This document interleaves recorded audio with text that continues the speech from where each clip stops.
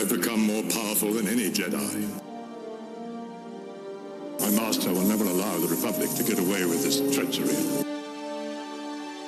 And together, we will destroy the Sith.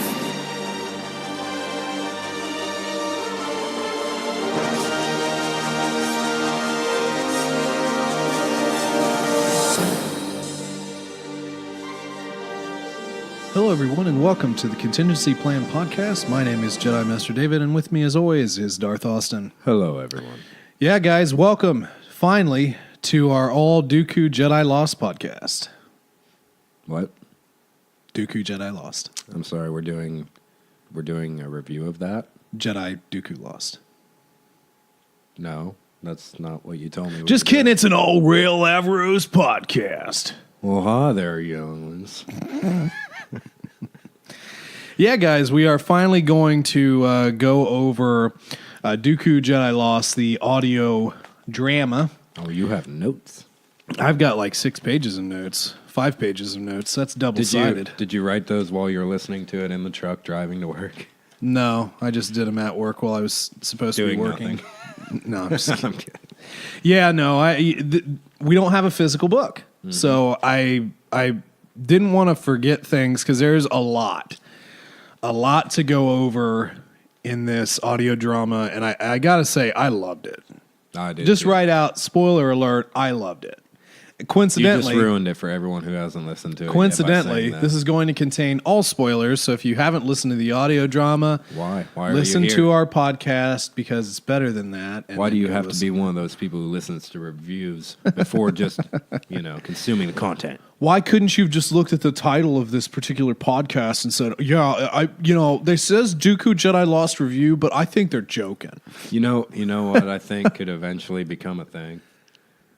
People watching people listen to audio. It wouldn't surprise me. I mean, my God, that people watch people lip sync to songs And play video games. It's like they're not even singing, but they are lip syncing, and people like that kind of stuff. They make money. Yeah, that's the crazy thing. So yeah, let's Jedi Council a little bit. We've got a little bit of news to go through, and then we will pop into Dooku Jedi Lost. So how's it been going this week? Oh, this week just sucked. Too much work. What about It really you? did. Yeah, it sucked. I hated work. I hated my entire work week. Me too. They changed our structure at work, and now we're logging every hour, and we have a productivity Micromanaging. Yeah, it's great. I love it. Yeah, that's the real world for you, unfortunately. Not the Star Wars adventurous world. Of No, where you can just fly off in shooting your first ship and stuff. just, get some coaxium and, sell some spice off. I mean, we don't do any of that. That's bad. You want to do some spice there? No. What if Obi-Wan had done the spice? What if he took a death stick? There's a theory on that. Yeah, a very I'm long sure there theory. is. So anyway, that's a week in review. Okay, end of podcast. Man. Bye, everybody. This is Rail Avros. Rail Avros. Listen, signing out. if you guys haven't listened to Dooku Jedi Lost, or for that matter, Master and Apprentice, which we will get into here before too long, just waiting on the Darth to finish that up. Buy it. The Rail Avros voice is probably one of those ones that will live in infamy for me for a long time. It's funny because I didn't really care for it in Master and Apprentice, but it actually sort of grew on me in this one for some reason. But it's still complained goofy. to me a lot about that for it to be growing on. It's still this was the second listen through, but it's still goofy.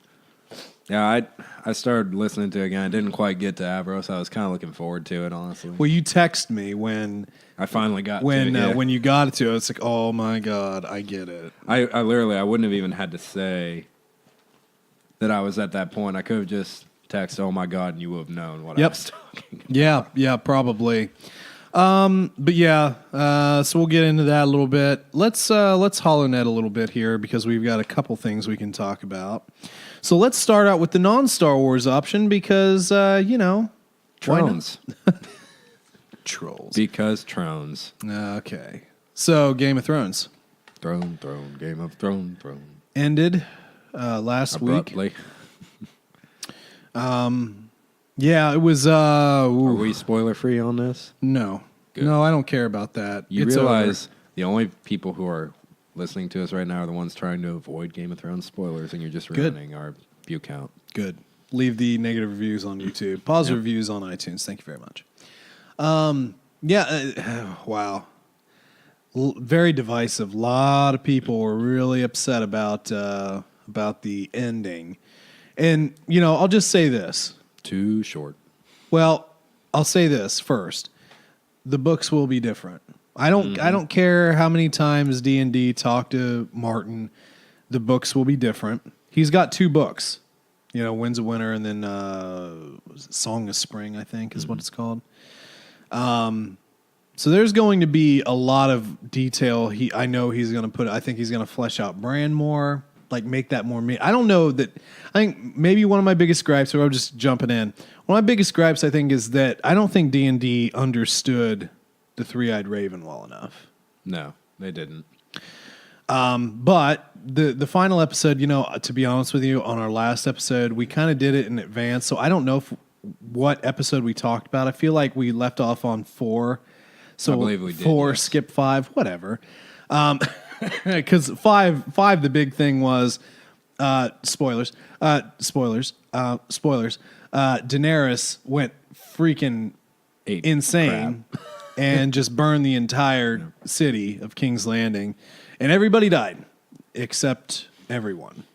Once there was a ugly dragon. It was so ugly, everyone died. Jeez. Yeah, we didn't really lose any of our main, quote, good guy characters, although that gets muddy. Let's just say characters at this point. Yeah, I mean... We did lose a couple, though. Yeah, no, that's true. I got to backtrack a little bit on that, but I don't know. We can just talk deaths real quick in episode 5 and then talk episode 6. Which one hit you the hardest? Qyburn. I'll be honest with you. I'm actually being kind of serious about that because, Qyburn was an interesting character. He was essentially, they called Soldier of Fortune, but he really wasn't a soldier. But he was essentially he was left for dead in Harrenhal, and he helps Jaime. He becomes the second most powerful man in the kingdom. And then what happens to him? He gets his head crushed by the mountain up against a wall, and that's it. So it's really abrupt. I won't lie. I kind of laughed. Well, I mean, I had a little chuckle too, but it was him, just it's like, oh, dude, really? They did that to him like that? But, obviously I think the one thing, and I'll tell you what, there are some people that didn't like it, but I actually really did. Okay. I did in the scope of the show, not in the scope of the books, was the death of Jaime and Cersei. Mm-hmm. Because literally, they're trying to escape. Their escape route is blocked. All hell's breaking loose. All their allies are dead. And she is so scared. She's got this baby. It's all over. They both realize it. I don't want to die, whatever, alone or whatever she said. And then literally... I don't want my baby to die. Yeah, literally they just get buried alive and they get crushed. That was pretty powerful stuff. It was it was pretty emotional because Emotional but very respectful death to a very terrible person. Yeah, but I'll tell you what, this series, the television series has done an interesting job about turning people on different characters because... How do you like Grey Worm right now? Oh, I can't stand him, but I loved him for seasons. But think about it, though. But he's loyal. This is the common thread. He has not changed. No, he is the same person the entire time. Yeah. But because he went up against Jon and they got a little chippy, now everybody hates him. He's the same dude. He killed tons of people. Yeah. Unjustified, okay, so the Masters of, I think it was was it? Marine. No, well, there's 3 cities. So Astapor, I think, was the one where they crucified the Masters. Mm-hmm. And then Yunkai, I don't remember what the hell they did in Yunkai. I have to go back and watch. And then obviously Marine, there was a whole different thing in Marine. Maybe Astapor was where they infiltrated it from the inside. You remember when they went into the dungeons and got all the slaves and gave them swords? Yeah. It was either Astapor or Marine. But anyway, he's a killer. Yeah. He's a straight killer, but he was always loyal to Daenerys. He wasn't loyal to Tyrion. They weren't really ever friends. He tolerated Tyrion because, Daenerys saw something in him. But he was the same guy from start to finish. But as soon as he tried to get a little chippy with Jon, everybody's like, oh, Grey Worm's he's a dick. He's out. Yeah. But he's always been the same. But making another parallel with Cersei. Oh, she's never changed. Well, no, but here's the thing. So she's up in her tower, and she's seeing the destruction around her. Qyburn's like, we got to go. It's like, well, the Lannister forces will save us. They're gone. The Golden Company will save us. They're gone. What about the Scorpions will take down the dragon? They're gone. And so she's having a mini breakdown, and then when Jaime finally gets her after, again, everybody's dead, and we'll talk about a certain bowl of C words that happened, but everybody's dead around her. All of her support is dead, and she's alone. Well, she's with Jaime, but she knows she's going to die. I think that you could feel for her in that moment, despite her just being absolutely ridiculous throughout the entire series. So let's talk about Clegane Bowl. Yeah, the death that really hit me the hardest. I'll be honest. It was a good ending to his story. A lot of people didn't. There were a lot of people that didn't think so. That was his entire goal. But he got to do what he set out to do. For sure. No, I'm fine with it. I was a huge Sandor Clegane fan, and I kind of wanted him to live and. But what did he have thing. to live for other than Arya at that point? Yeah, it's a surrogate daughter. They could have went and had little Dora the Explorer adventures in the West. We're going exploring. We're going to Westeros. Yeah, it would have been great. So yeah, that was tough, but it was. I think that was predictable. Obviously, they were going to meet. There was no way that wasn't going to happen. Yeah. Stabs him through the eye and still can't kill him. So the only way he can kill him is basically by sacrificing himself and doing the old Disney plunge, as I like to call it. No bodies. Just fire. Yeah, everywhere. So no, that was all right. Who else died? The Lannisters. Well, you have Greyjoy. What? Oh, you're on. You're on. Yeah. Yep. You're on. Sorry, I was first name. Yeah, I was cycling through Greyjoys. It's like, yeah, we already know they died. Yara's still alive. Okay, you're on. Oh man. Well, now we're flipping into episode 6. Yeah, but I was just going through all. Yeah, let's just talk deaths. This is an all death podcast. Yeah. So no, he was episode 5. No, he was episode 6. That was so Jaime had just gotten to the city after Tyrion had released him, and they fought towards the end. Ah, okay. Right? No, I think he died. You're right. Oh my God! I'm sorry. Jaime dies in 5. Look at that guy. He was so sure of himself. No, you're right. Yeah, I apologize. That is correct. It all mashes in together for me. Yeah, I actually like that. The actor who did a really good job with that character. Mm-hmm. Especially for how late he was introduced. Yeah, he just comes out of nowhere, just out of the sea. He fights the one-armed bandit who, I just wish Jaime would have learned how to use his left hand better. Yeah. So it would have been more interesting. But, and the thing is, he's sitting there as he's dying because Jaime finally runs him through and he says, I'm the guy who killed Jaime Lannister. And you know what? He didn't. Yeah. Jaime survived like another 12 years just running up and down, blood pumping. He was good.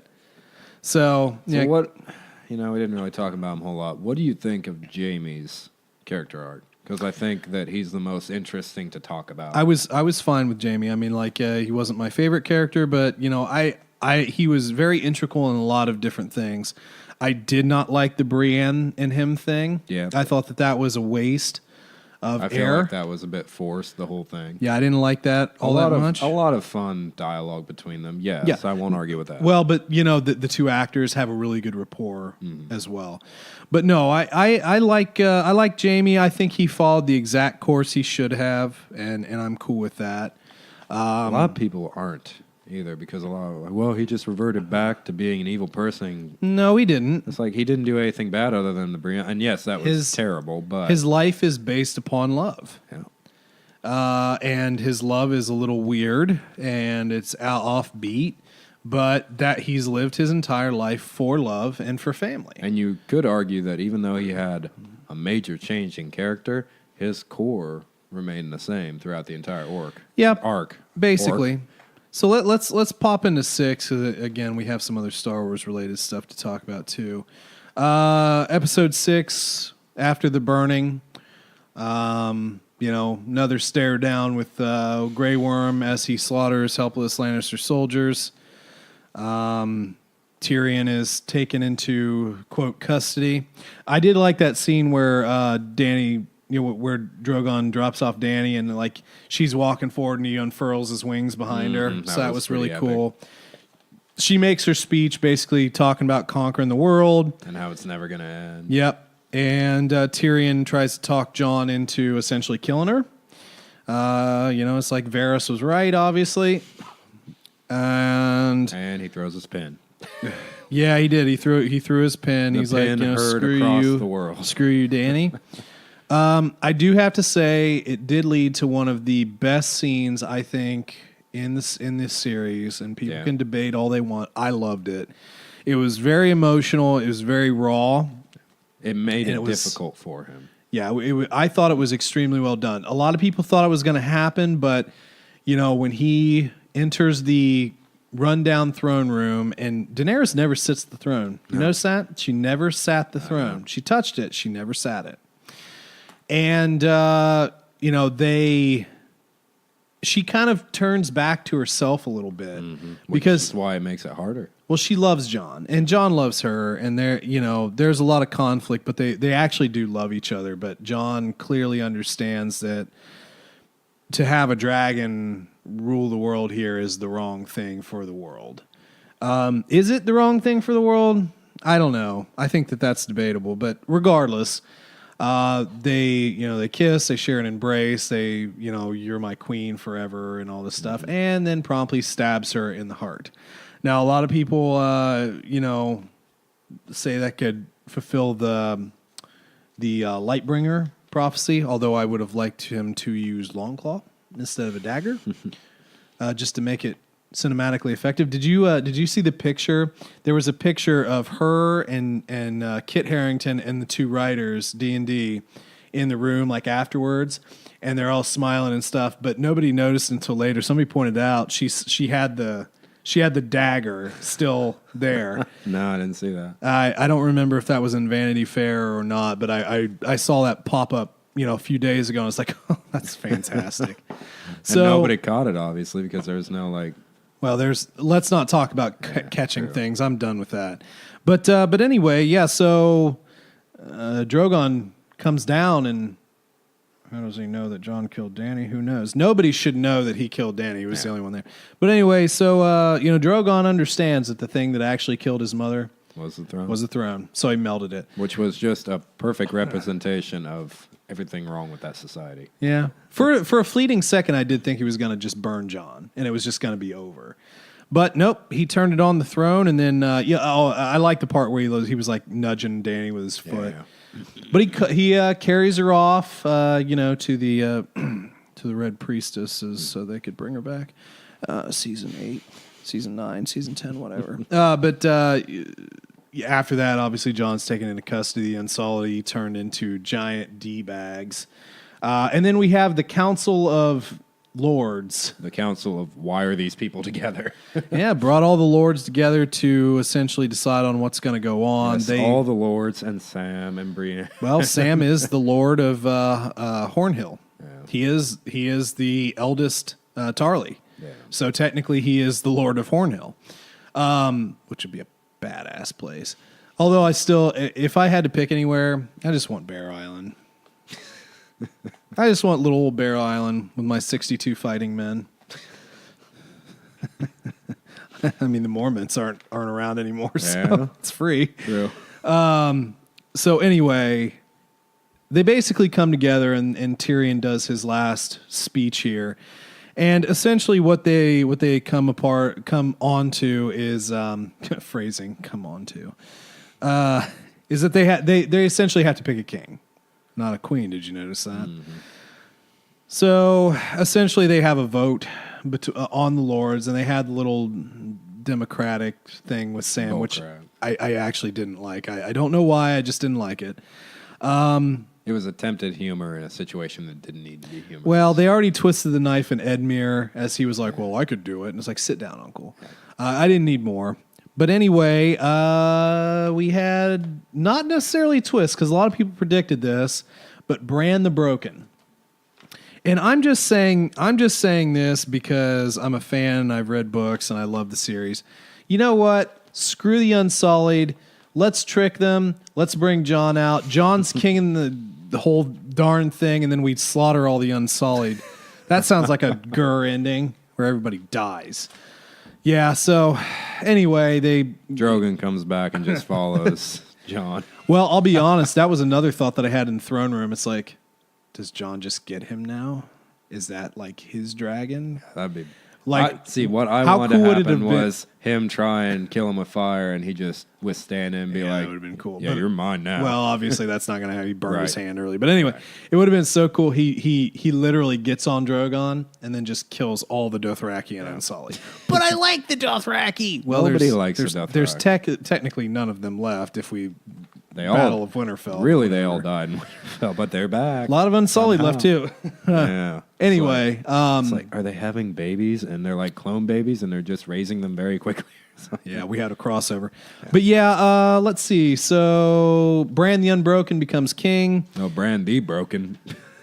Or Bran the It's Broken. Bran Did the I say Broken. Bran the Unbroken? Sorry, Bran He's broken. very broken. Yeah, he's broken, all right. And then his sister's just like, he can't have kids. Yeah, and they Dick kind move of there. they basically just say they're going to come back and revote, which is fine. I'm cool with that. The you- North is its own independent Yeah. kingdom now, so it's the king of the six kingdoms. And Sansa becomes queen in the North. Arya goes off to sail to the West, where nobody knows what's there. The West or Rest or Roast. And then Jon goes to the quote Night's Watch, but as Where we he fade will out on father him, no children, and which I believe What is else? completely incorrect Yeah. because he basically just led the free folk back home, goes with them. He's probably going to find another Wildling girl. Another we'll little tell him he knows nothing. wildling girl kissed by fire, and then they can just have lots of little Targaryen babies, and then he can come back have, like, later and 16 take the seven Yeah, kingdoms they have later. like 16 or 17 Targaryen children. It's great. Anyway, let's hop off Game of Thrones. It was good. I'm fine with it. There are obviously some things that maybe I would have done different had I been like a Hollywood writer, but I'm still pretty satisfied. I just want to say one thing that really satisfied me. Everyone thought that Littlefinger was the master manipulator, but Tyrion's the one that essentially chose the king of the six kingdoms on trial. Yeah, for treason. for sure. I mean, Littlefinger did a lot, but Tyrion did basically orchestrate a lot from being essentially on trial. Anyway, guys, let's go ahead and pop into one more piece of news that's actually Star Wars related. Oh my God, thank you. Vanity Fair came out with a big old article. Pictures. Star Wars: The Rise of Skywalker, the ultimate preview with photos from Annie Leibovitz. If you don't know who Annie Leibovitz is, well, I can't help you. It won't load. Well, too bad. Sorry. There we go. I'm not really going to go through the article, but I want to talk about some of the pictures. So let's go pictures here. Now, the first picture, we have some warrior-looking guys. J.J. Abrams alongside stunt coordinator Eunice Huthard. Come on, man. Heart. You're not here to help me pronounce stuff. I'm still loading. Directs the Knights of Ren, elite, fearsome enforcers of Kylo Ren's dark will. That sort of seems like an anime, right? Yeah. Elite, fearsome enforcers of Is that- Kylo Ren's dark will. Is that how you picture all anime sound? Yes. You grew up having to hear my crappy anime, so you know I had that's- I had headphones in, listen to rock and roll, man. You still had to hear the screaming from Dragon Ball Z. all I heard. "Ah!" You look up every about 10 minutes, they're still screaming. You look back. Why is their hair bigger? So anyway, we have the Are they dyeing their hair in yes, between scenes? Absolutely. So we have the Knights of Ren here. They kind of look like a pretty motley crew, don't they? Mm-hmm. A lot of Different. Damn. And now mine's reloading. I should have just got the computer out, huh? And they look I mean, their suits are pretty badass, but very different from the last time we saw them. Yeah, a little bit. But there's this guy who has like a gun arm or maybe like a flamethrower arm. I'm really hoping it's the dude with the cloud sword. Yeah. The cleaver. Yeah. And then there's the guy with like the just little mini staff that you just hit people on the head with. Got a mace. I've got a really long mace. Yeah, that's interesting. With no spikes. Let's move to the next one here. So next we have Helmet Girl. Yeah. Kerry Russell's character, as the masked scoundrel Zora Bliss. Now that just sounds like a stripper name if I've ever heard one. Yeah, she's like copper. She's got this big like copper helmet and little copper. Are those guns or knives? What do you think? Think those are guns? I think there might be guns. I think they're both. Look, I mean, it's kind of looks like it has like a front sight post. So I think that those are blasters. But yeah, purple suit, big brass helmet, copper helmet. I'm interested to see how that ties in, though. Honestly. Yeah. And then we have Giorgio Armani. Aqua di Gio. Hey, we're not getting paid for that. We don't mention that here. So and then we have what I'm most interested in out of all these pictures. Is this what you're most interested in? Oh, yeah. We got a new general. This is the best one. This is the one you like the most. You're not excited about the general? General Pride. Yeah, Richard E. Grant's character. We finally get a picture of him with Hux. He's got an interesting suit there. Kind of reminds you of like a samurai sort of roby thing. Yeah, a little bit. They're in an all black room. It's just all very, very dark. Oh, let's move down here. What's our next one? This is a Giorgio. This is a heavy article here. So if you want to read, there's definitely read. So let's see. We have a scene here with Chewbacca, C-3PO, and Finn. This is probably out in Jordan because it's desert. Mm. They've got a little umbrella over Anthony Daniels. It's got to be so hot in that thing. I bet. And then there's the close up of him. It's just big old umbrella. And that umbrella's going to do so much for him. Well, sure. Hey, the sun. So let's move down to the next one here. So we've got controversy. So we've got Finn and new ally Jaina, and played by Naomi Ackles. And Rose in the background. Nope, she's not there. Angry about the horse riding. She's not there. But yeah, they're aboard some... I'm just going to call them horses. They've got Orbaks. They've got the name. Okay. Lead the charge against the mechanized forces of the First Order. The mechanized... Are we going to see They're battle going to be droids? Droidicas. We will have droidicas. Roger. And then probably the most epic poster ever. Yeah, I got to say, this could be the poster or a poster. So we've got Kylo and Rey. So the caption: Kylo and Rey battle it out. Star-crossed. Yeah, whatever. Yeah, that's right. That's what it's titled as. It's so stupid. Battle it out with lightsabers in a stormy confrontation. Their force connection, what Driver calls their maybe bond, yeah, will turn out to run even deeper than previously revealed. So that's interesting. But this picture is great. There's water everywhere. Kylo and Rey just sort of doing their thing. I would love to see this in a poster form. Yeah, it has to be a poster. That'd be great. And we will both own one. I guarantee that. Yeah, you're right. Let's see. What else do we got here? I do like this one. That would be a really cool split poster you could have side by side. Too. Yeah, for sure. Really cool. I like this one down here where we have in the cockpit of the Falcon, we've got Poe, BB-8, Chewbacca, and Lando. That's really cool. Yeah. It's titled Punch It. That's really neat. Obviously, we're excited to see Lando back. Hey, look, L3. Shut your mouth. Shut your mouth. Next picture, we've got some interesting alien folk. I've got ads and loading. Well, I can't talk. Jordanian locals play the Aki-Aki, natives of the planet Aki-Aki. No, Pashana. So there we go. That's the planet they're on. That's what they're doing in Jordan. That's Jordan. It's Pasana now. Little Aki-Akis. That's going to be a weird toy. An Aki-Aki? Yeah. And then the last one I think we'll talk about here is titled "From the Ashes." Mark Hamill's Luke with R2-D2, and so you have this big fire, smoke, and then obviously it just kicked me back to the tops. Yeah, sorry, bud. So this is essentially looking like after the burning of his temple, and now that would make an epic poster as well. Yes, I want posters of this stuff. So, really interesting article. I would definitely advise you to take a look at that because I think it really was cool, and it gave us some new info. Yeah. Gave us some character names. Solid information, not freaking rumors. I mean, just based on pictures, not even the article. We're not even reading the entire article. All right. Anything else you want to talk about HoloNet-wise? Any other Star Wars news? No, but I'll tell you what I'm craving. Some Fallen Jedi Order. I was about to say, man, we just ate. What the hell are you craving? No. Jedi Fallen Order. I'll tell you what. Good pal Lindsay over at Clashing Sabers, we were talking this week, and she got the new Oculus Quest for the Vader Immortal. Yeah.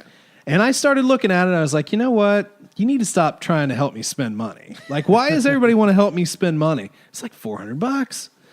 But, man. Less than a console. Vader Immortal looks awesome, but I do have to say, yeah, Jedi Fallen Order November, man. I'm just going to take the entire month off. That's my birthday month. Oh, yeah, by the I'll buy way, it for you. By the way, happy birthday. Yeah, thank you. This was your birthday month. We're a little behind on the podcast. Well, technically we are. Technically. We had one in the bank, so. Yeah. But yeah, I got you the Millennium Falcon print at Celebration as a birthday present, so I already got you one. Yep. And yes, I guess I'll be pre-ordering. Did you frame it yet? Yes, I did frame that. Get its own special spot at the house? I honestly can't find a good enough spot for it.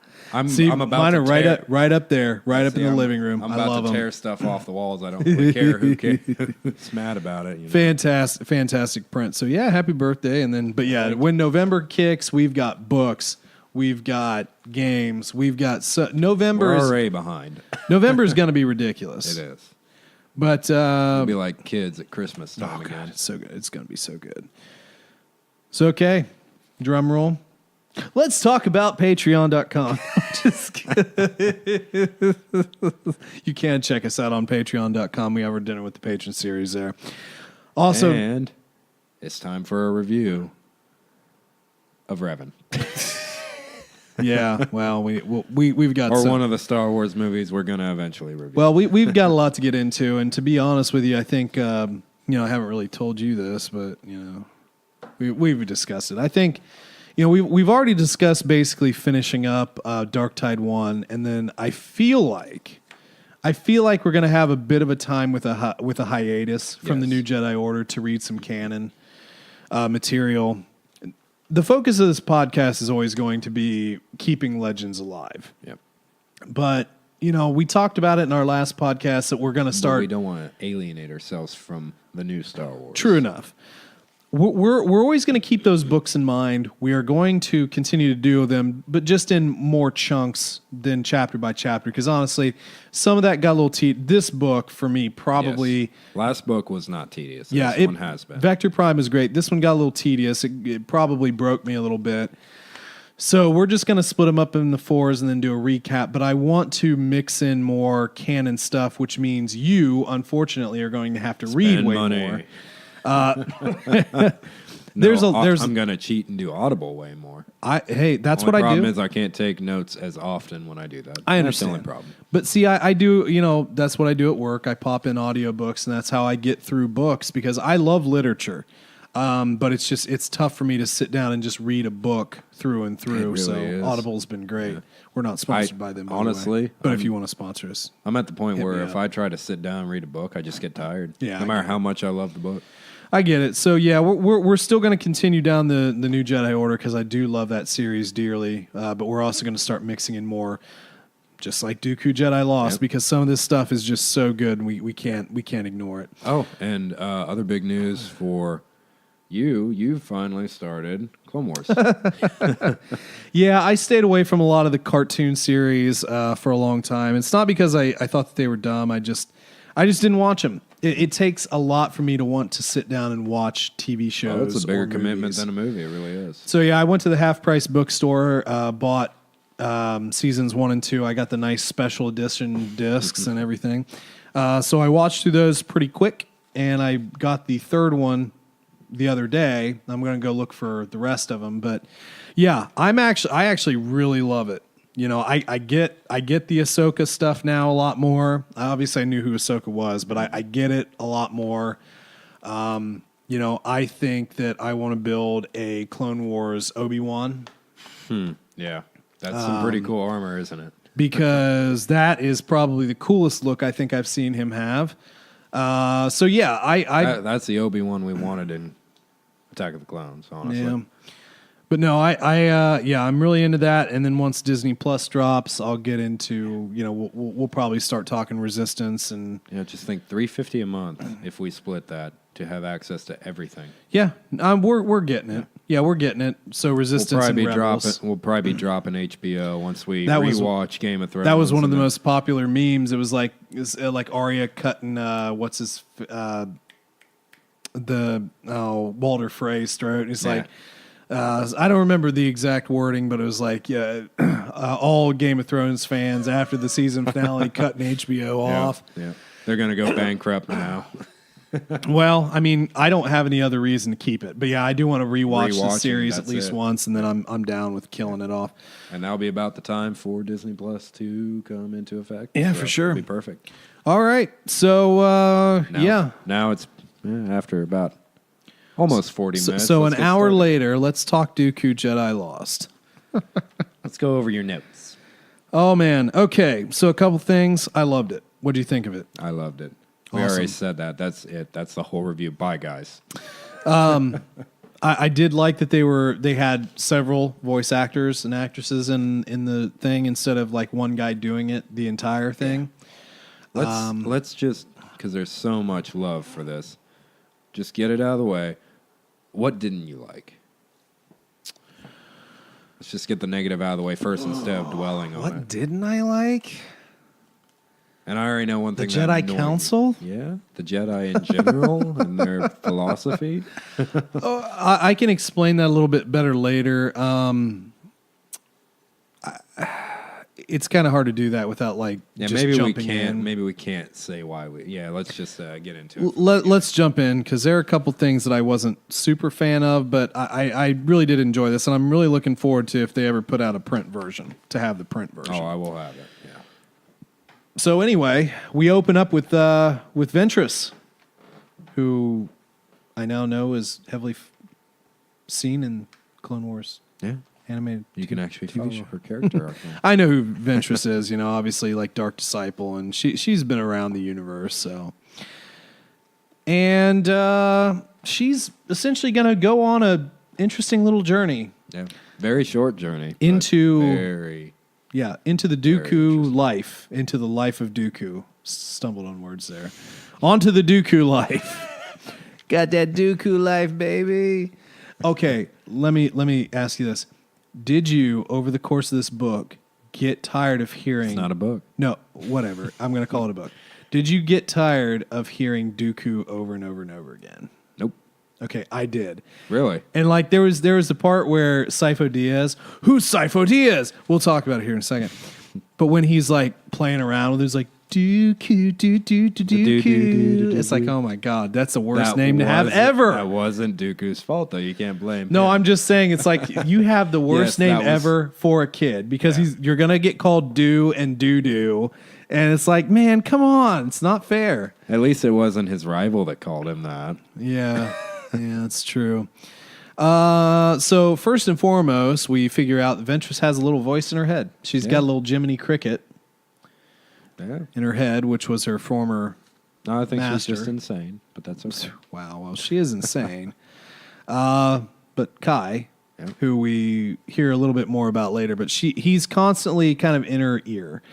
And we do have a little bit of a conflict between Dooku and Ventress. She gets zapped She's trying to conceal stuff from him. This is Dooku, for God's sake. And we also learned that, he's the reason she's so disfigured. Yeah. Yep.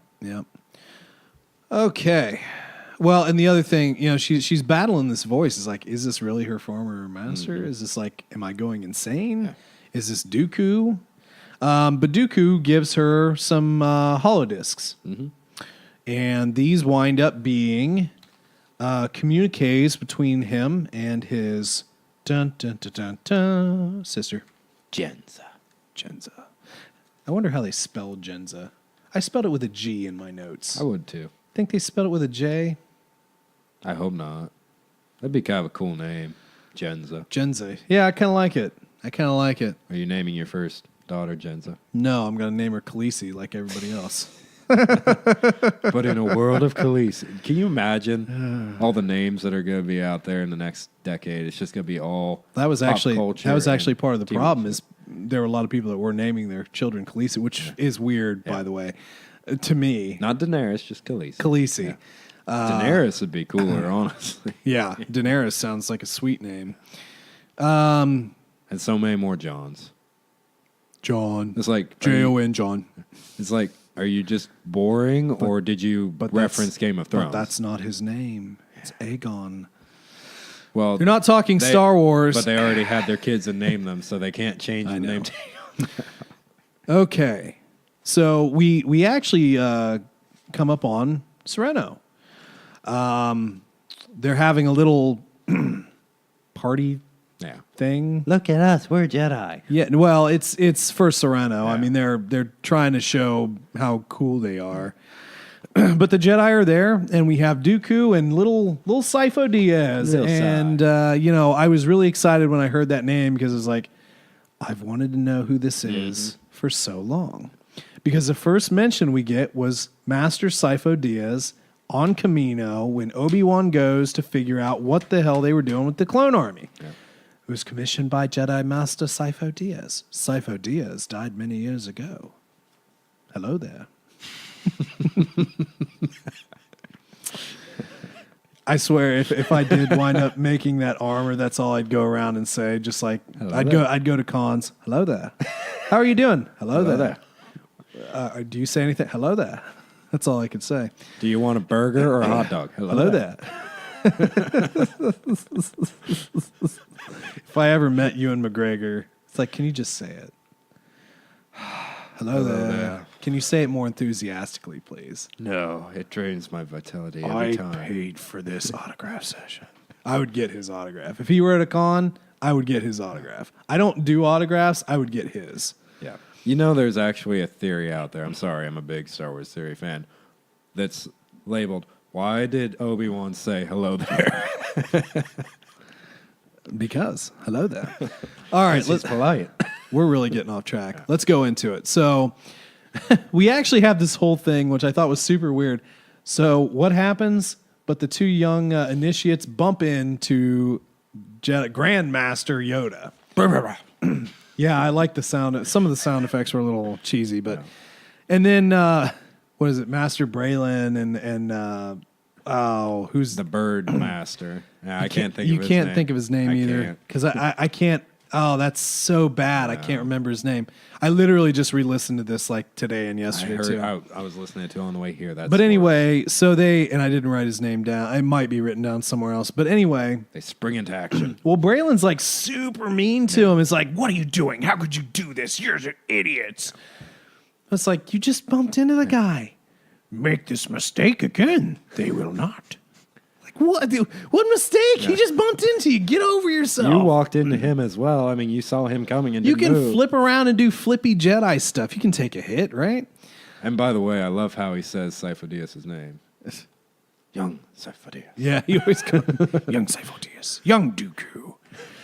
Oh, anyway, so I'm going to bounce around here a little bit in descriptive. So we have this whole festival going on. The Jedi are doing like a saber demonstration.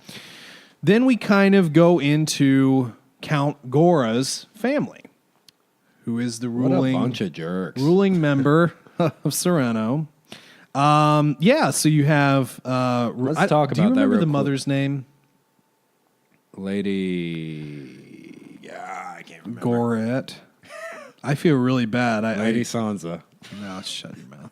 But let's talk about why they're the rulers of Sereno real quick before we forget. Well, I mean, the whole big story was that, they explain this a little later, but essentially the Sith controlled Sereno at one point, and the story is that their great grandfather led a revolt against the Sith and got him kicked off the planet. Single-handedly repelled the Sith. Yeah. But they fought back and they took the planet, and basically, the planet was named after their family, and they became the ruling party because of that.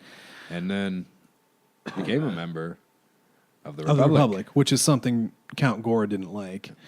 But anyway, so you have Jenza and Ramil, his two children, and then an interesting droid, D4. Were you annoyed by D4? Yes. It's like, first of all, voice acting and the I was cool with the voice personality, acting. everything about it. It reminded me a lot of L3, but more annoying than L3 for some reason. Because I was fine with L3, but who are you to not take a command, droid? Right. You're a protocol You're droid. just arguing. I mean, we take some crap from C-3PO, but he always does what we want him to do. Go watch the kids. But that's not what You're gonna watch those kids. That didn't make him... I am not a nanny You're a nanny droid right now. So anyway, Jenza and Ramil basically want to break off. Jenza wants to go see the Jedi. Ramil wants to go see the droids, which is an interesting part of the Count's family, because the Count, essentially throughout this entire audio drama, constantly tries to replace everything with droids. Mm-hmm. And essentially that is something that Ramil does later as well. We'll get into it later. And Jenza and Ramil go their separate ways, and Jenza gets robbed by this bird guy. Yeah. Quack, my grandma bird guy. I can't make that voice. A little bird guy, a little shark, and then just the shark. I can't believe you took a bite out of that shark. It's usually the other way around. I may or may not have written the names of those creatures down. I probably should have. But anyway, so she gets her purse snatched, and they're going to try and mug her further. Yeah. And I want the coat. Birdman wants the coat. Well, Ramil does show up, but Ramil's no help. But in comes Jedi Initiate Dooku. He pushes back the Birdman, and basically tells them all to back off. He doesn't have a lightsaber right now, but he's got his little. He's got his little. What do they call it? His little laser stick. Stun stick or something. We're really good, aren't we, people? Are. But anyway, so it was kind of cool. He does a little rescue. He shows that he's pretty BA for just an initiate. Yeah. And he and Jenza feel a connection. Well, Dooku followed her. Yeah. Because he felt the connection. He broke off from Diaz and followed her. And they kind of realize there's something between us. So Jenza essentially starts showing him around. Yeah. Like, Dooku, that's a name from here. Yeah. And then they had their awkward quick second of her like being flirty and stuff. And like, yeah. Well, they're trying to figure out they clearly understand that they know each other, but why? Yeah. So, and I'll tell you what, I love Jenza. I think she was one of my favorite characters of this entire series. So then they go in. They take their tour of the festival. Dooku cheats at some games so she can win a bear or something. Yeah. They're having their little weird date. It's cute. And then they go into what was the building? It wasn't a museum. It was like their assembly or something like that. Yeah, the assembly. And they're looking at some statues, and they come across the statue of the Tira Taka, which is like the dragon that holds the world together, or something like that. Yeah, pretty apt that we just got out of Game of Thrones, and now we're talking about space dragons. Yeah. It's Drogon. So Dooku, without really meaning to, feels the need to touch the statue, and he touches it because the plot demands it. Yeah. Well. Then the plot demands that the entire building come down on them.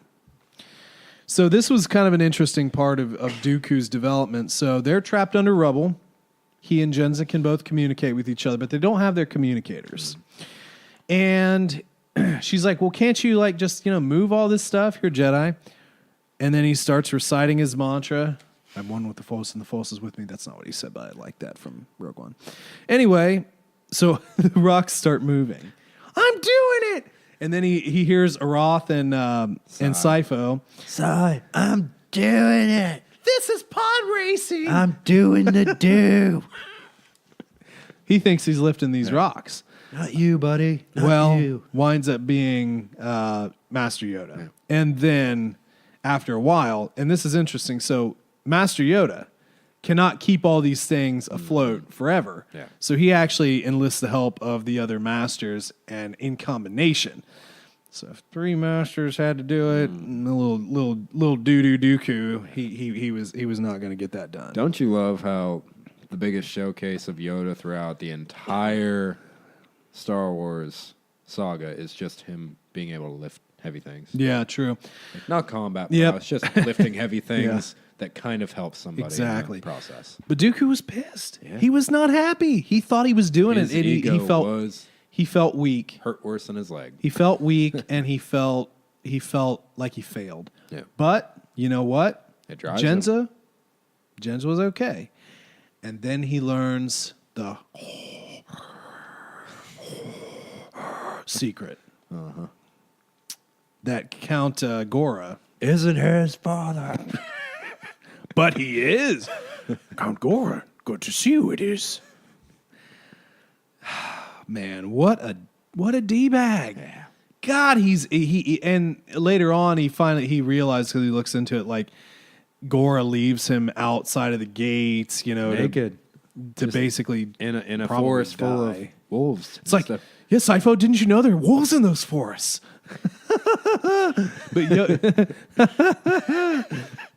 But anyway, but we did figure out, and this is an interesting thing, Yoda's the one who got him, yeah. and Yoda's the one who trained him And Yoda's the one that turned him. to the dark side. Yoda was there all along. There's a little Sith robe. Goodness.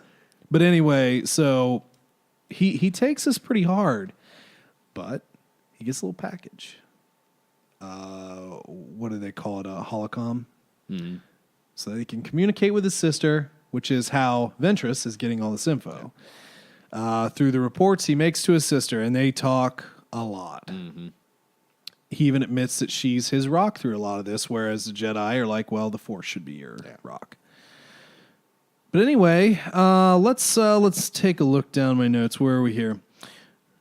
Talk about their tour, because I thought this was really interesting. So they go to the Jedi Library, and we talk about the Lost. All the busts of the statues of the Lost. So much foreshadowing in this. It's drenching in it. 20. Drenched in it. There are only 20 Jedi who turned away. And it was interesting because, like, Ross like, oh, they were killed. It's like, no, they weren't killed. Yeah. And Yoda says, remember them. We must learn from them. They don't. Mm-hmm. But it's an interesting sentiment because obviously not everybody's going to agree. Yeah.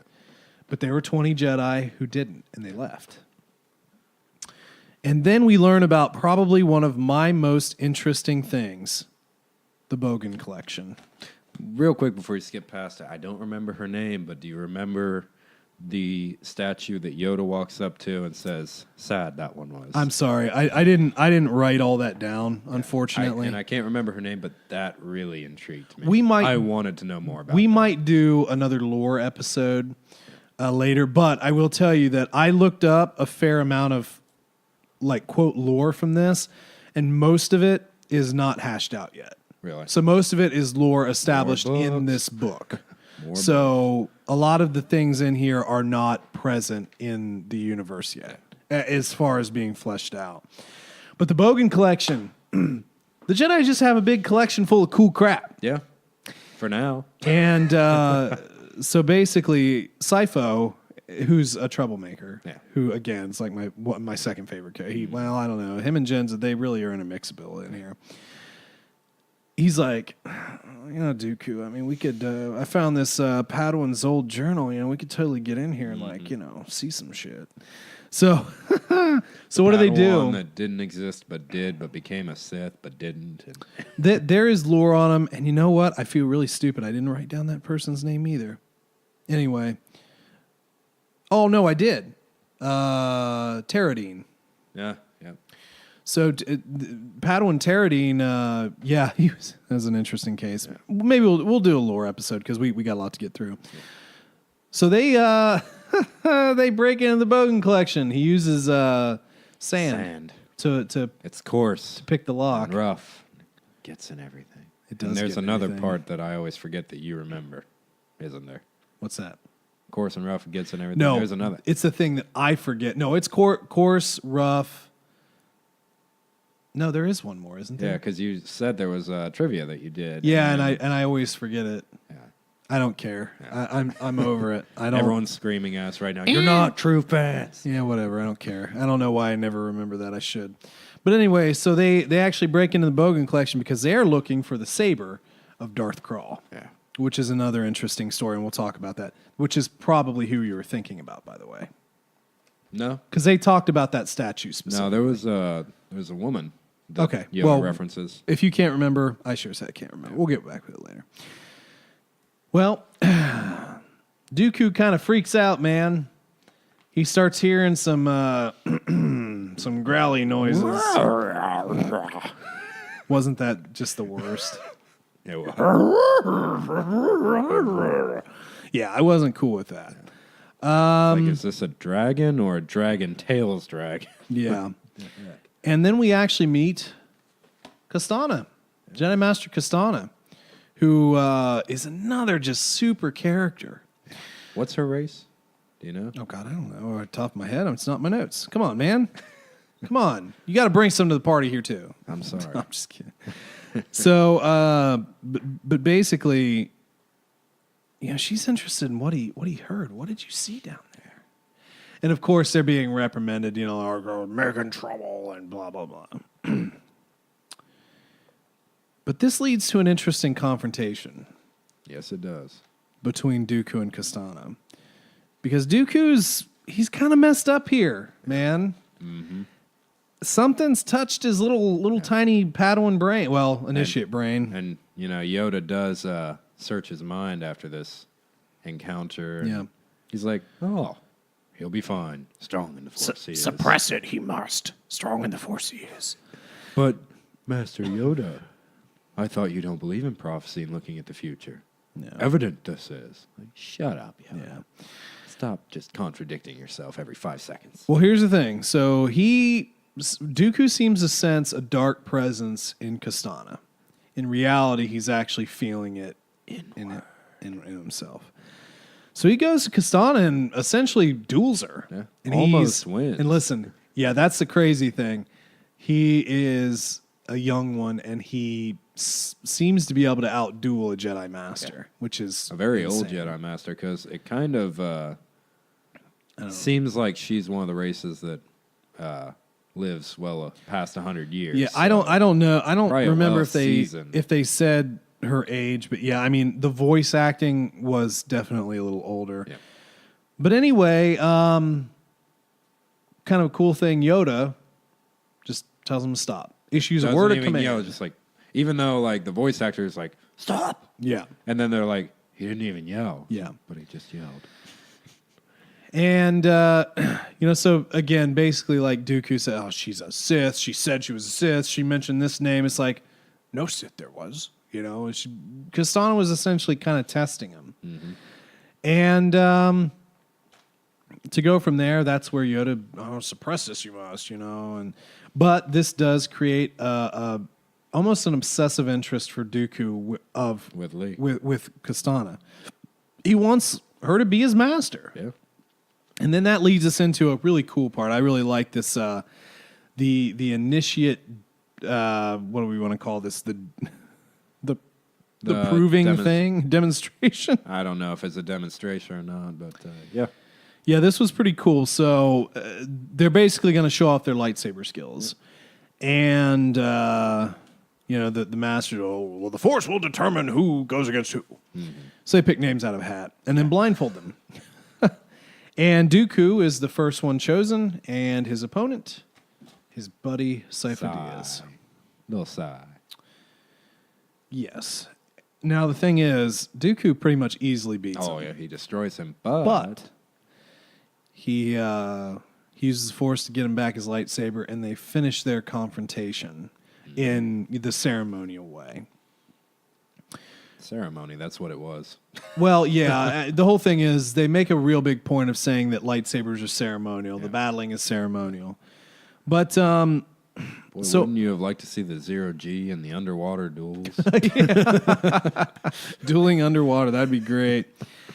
But anyway, so they end this, and then the following day, or actually following disc that Ventress views, is when they are picked to see who would be a Padawan. And they're all in there. The atmosphere is pretty electric. And Force lightning. Yeah. No, not yet.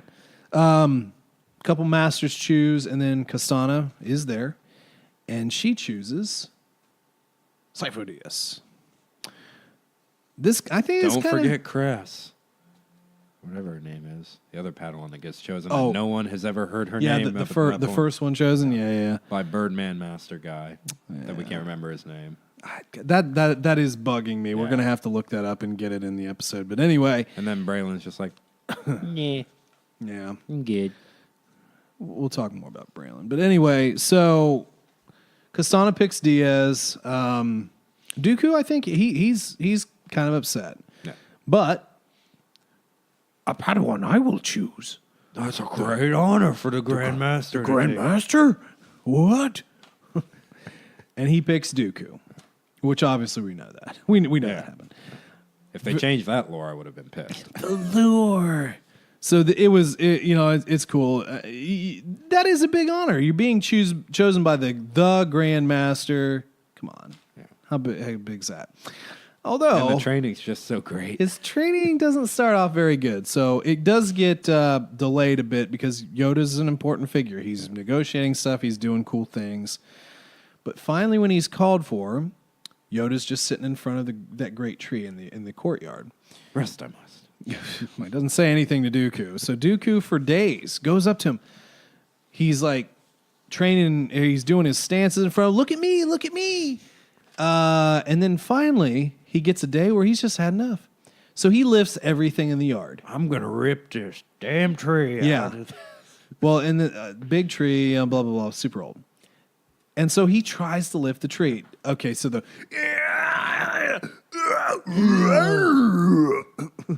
For a second, I seriously think that Yoda's grunting too. It's like, nope, he just sounds like Yoda. The voice actor, I think, had to have crapped his pants doing that. He was giving some effort. Popped a vein, popped an eyeball out, said something, So he can't lift the tree. He winds up just sitting down in front of Yoda. He sobs a little bit and then looks up, and Yoda's eyes are open. He's just laughing at him. Ready to train you are, to learn the stuff you do not know.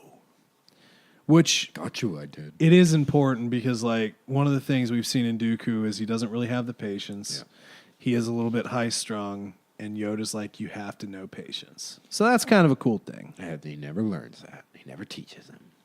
Because Yoda sucks as a master. Nah, he taught him a lot. Let's see here. Now, we kind of shift a little bit back to the Ventress view. You're going to have to help me here because, like, I wrote down a lot of stuff just in the general Dooku storyline and not a lot in Ventress because I thought it was just kind of like backfill. But now we learn... talk about Rat-a-tat, a-tat-a-tata, her backstory in Rat-a-tack. Well, yeah, I don't really... yeah, I guess that's something. But basically, we know that Ventress is now going out to look for Jenza. Yep. That's her mission right now. She's doing her little digging, but she's her main mission here is to find Jenza. She's been taken. Okay, back to the cool stuff. You really didn't like Asajj's part, did you? I don't really care. I mean, I was just so I cared about Dooku more. I was so focused on Dooku that it was just hard for me to get out of that mindset. Now, if Asajj had her own audio drama, yes, I would probably be excited about that. But Maybe. just want my Dooku. Maybe. My do. You're killing me, man.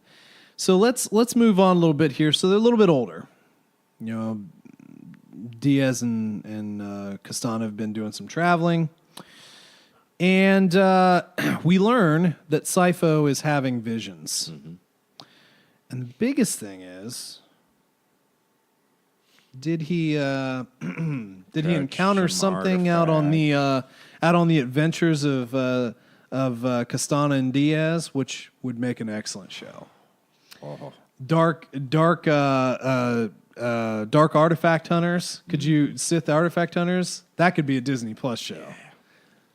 All right, Disney, call me to write that one. Got you an idea. 10 million space credits. Yeah. So here was some interesting saying. So Castana says this has happened when he opened his mind. Open his mind. Let's talk about that a little further here Touch eventually. the claws. We'll get to that. But Sifo has a vision, basically, of a planet being destroyed. It's very intense. Very intense. But you know what? Yoda and the Jedi Council just don't care. Don't seem to get it. They're not really for prophecy. No. Because, I mean... And obviously... Prophecy's a Sith trait, knowing the future. Blah, blah, blah. Because it definitely turned Qui-Gon evil, prophecy. Well, I think Qui-Gon was an exception to a lot of rules. But anyway, Castana, it's like, well, I'm going past you. So she actually goes to the planet's called Protobranch. She goes to their senator. Mm-hmm. And it's like, hey, listen, there might be something going on. Well, what does the council say? Screw the council. Let's go to your planet.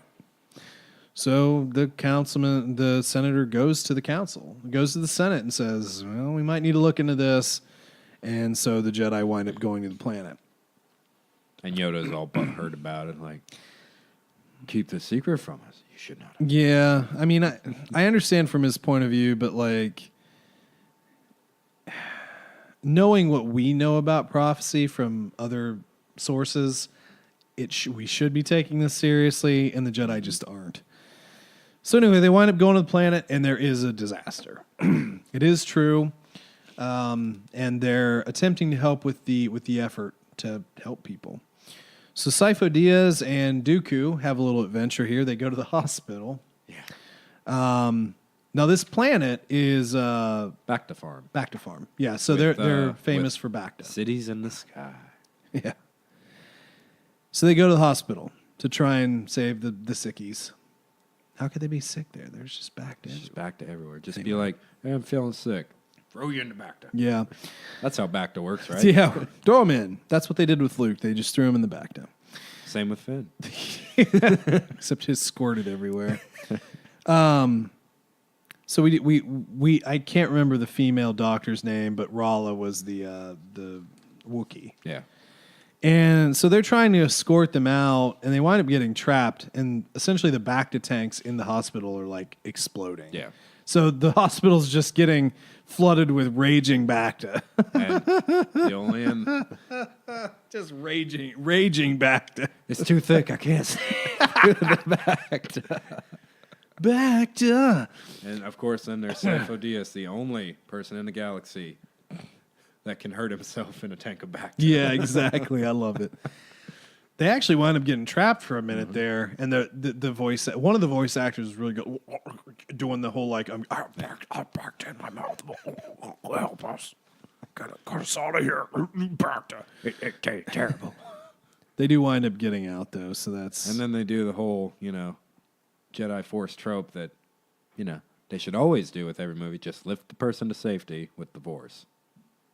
That they always just ignore, and 90% of the times when they could save someone's life doing it. That's just about moving rocks. We know that. So anyway, the vision came true. So this is a little bit of foreshadowing here, but let's kind of continue. So I wrote this down because it's one of the things that Star Wars fans have always found hokey about, like Jedi powers. So now we have a touching little scene with Kastana and Dooku and her little flying, and I'm sorry, I can't remember the name of the creature. And then we start talking about... don't even try and guess. I can't remember. We start talking about animal kinship. I think it's Gorver or something like that. It's not beast control. It's animal kinship. Okay, Lee, calm down, calm down. But the fun thing is that Dooku seems to take this very naturally, whereas Sifo doesn't. Yeah. Sifo doesn't like the little bird creature. Oh, he doesn't. I wonder why. But yeah, so Dooku takes really good to animal kinship. Let's move on. Sounds like a hippie thing.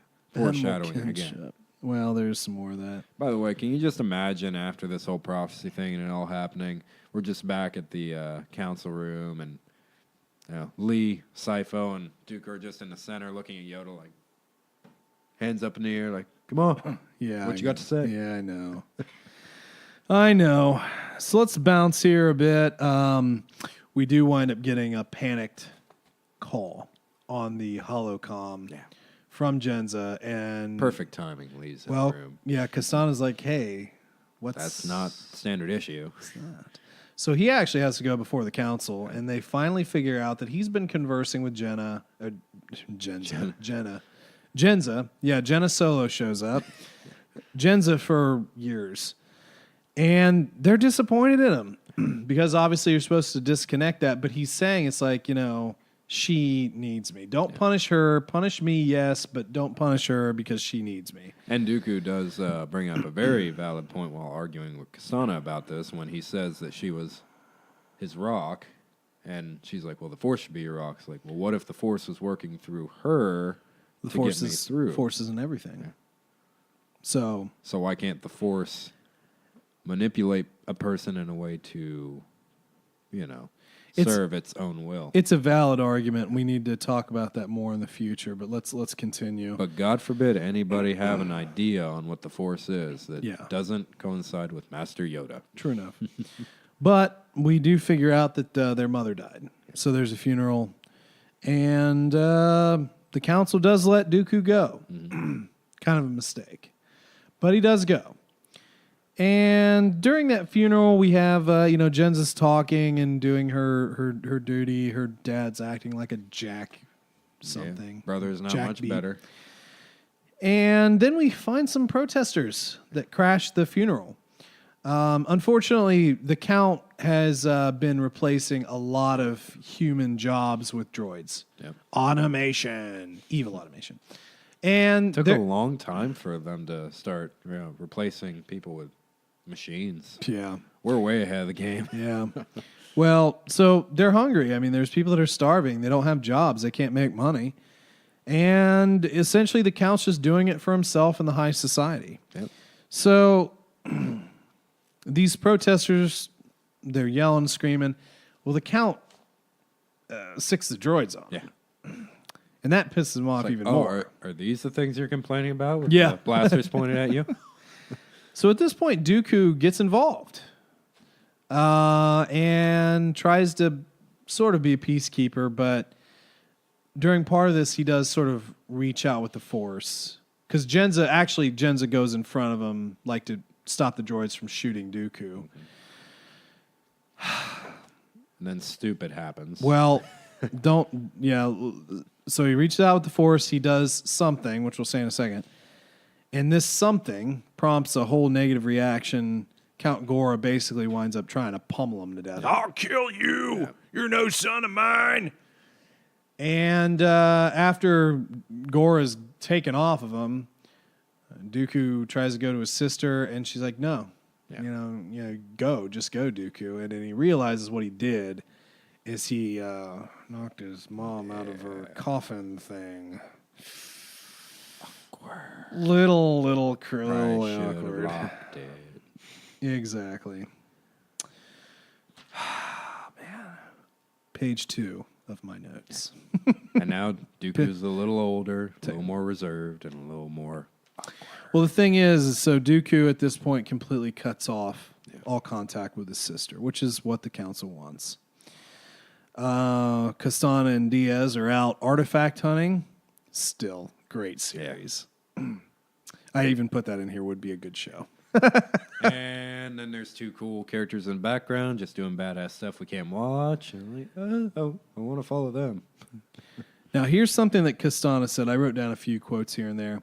You don't have to embrace the dark side, but you need to know it's there. Mm-hmm. Ooh, Yoda What? don't. And no, I'm Yoda at- don't like that. Nope. Okay, slight pause. We are actually going from Castana back in the ship to a mission. Mm-hmm. We're not jumping ahead. We're going to this mission. So anyway, great quote, though. Mm-hmm. So basically, they're going to go find an artifact. So after this horrible thing happened on your home planet with your dead mother, you know what would make you feel better? Joining in our adventures. Let's see if we can almost get you killed. So this is really interesting. So they go off this planet. And they're Boy, I hope your notes are good now because this is past my second re-listen, and I'm not good with names anymore. a couple of things. Yeah, I mean, I have some things here. So first and foremost, they're actually tracking smugglers, and the smugglers are smuggling some illegal weapon. But Dooku's having a tough time on this planet because it's soaked in the dark side. Mm-hmm. And he's starting to have some visions of his own. He's hearing voices, man. He's hearing, What kind of voices? well, hey, apparently Siri wants to join in on the conversation really randomly. Thanks, NSA. I appreciate Always it. listening. Big brother. Yeah. Brother. Brother. Mother. Apprentice. I can't do a Qui-Gon voice. Master. Yeah. Master. Well, Master, I can't do it. I can only do Obi-Wan. Master. Master Dooku. But yeah, I mean, we start to hear voices of the past and present, which is very interesting. So Dooku goes a little insane. He kills them all. Yep. He kills them all. Killed them all. He destroys the weapons, and then they get trapped by Moss and destroy their dead. They get trapped by Moss, man. By Legion. Legion. jeez. We are many. You're killing me, man. Sorry. So yeah, That they whole get. sequence was killing me. I'm sorry. That part was a little. I mean, it was interesting, but at the same time, do we need that? It was interesting, I guess. But so then we have this lore, the Preceders of Hakote. They like prophecy, don't they?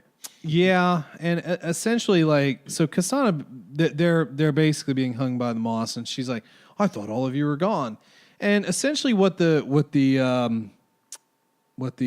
Preceders do is they sacrifice people for Force visions, and this whole thing.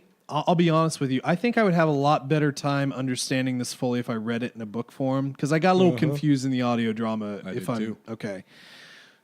Because Dooku's essentially going nuts. He's having visions. He's hearing things. He's seeing the past, present, and future. Let's see. So this is around the part where he starts hearing potential alternative stuff. Maybe a clone voice, maybe a droid voice. You know, everything's crashing into itself. And then all of a sudden he sees lightning.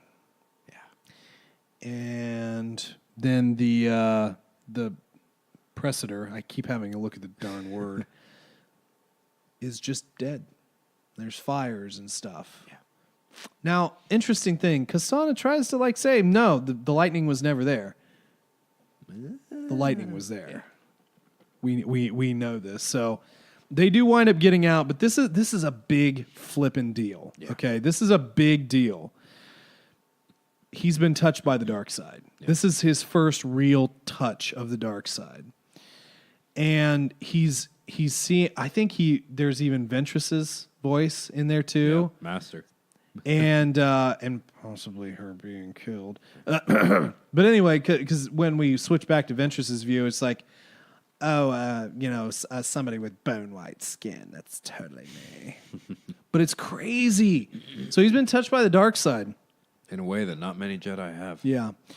And Diaz is, he's out of his brain Oh, yeah. too. He's He's in La La flipping. Land. He's nowhere. He doesn't know what's going on. Fetal position in the corner. Yeah. Gone. Yeah.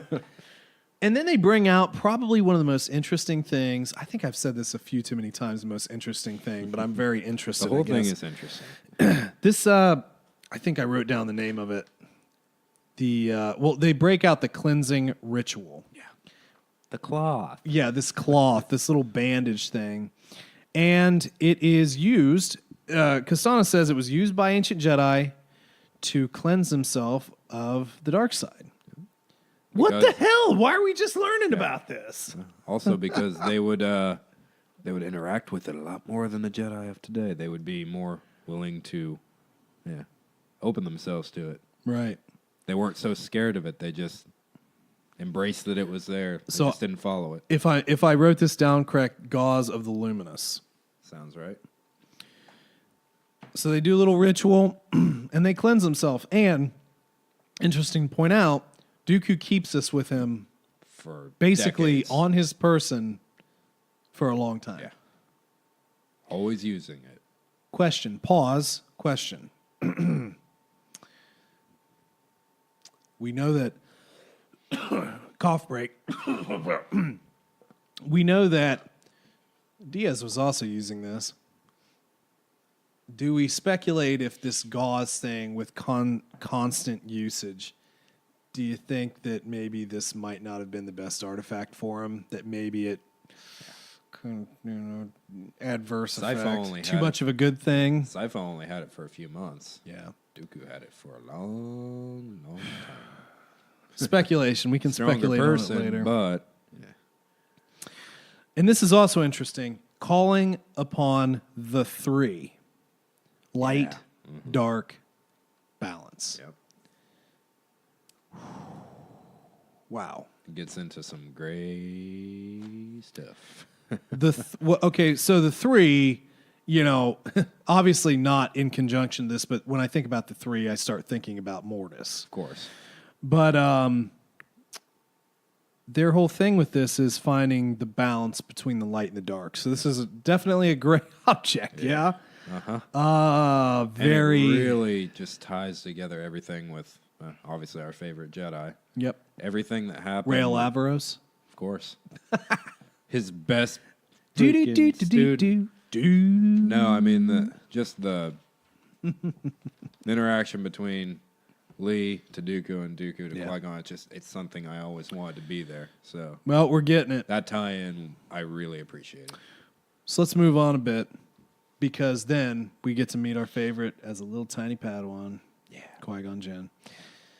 Who's 40. Yes, who is clearly 40 at 10 years old. The voice. Master, did you hurt your wrists? I'm sorry. How old are you again? I'm 17, Master. The voice acting was a little strange. It definitely felt like a much older voice playing a young kid, so I was a little put off by that. But we don't go over his initiation, but we do see him at his ceremonial saber thing, and You're skipping Vale, aren't you? What's that? Or Rail.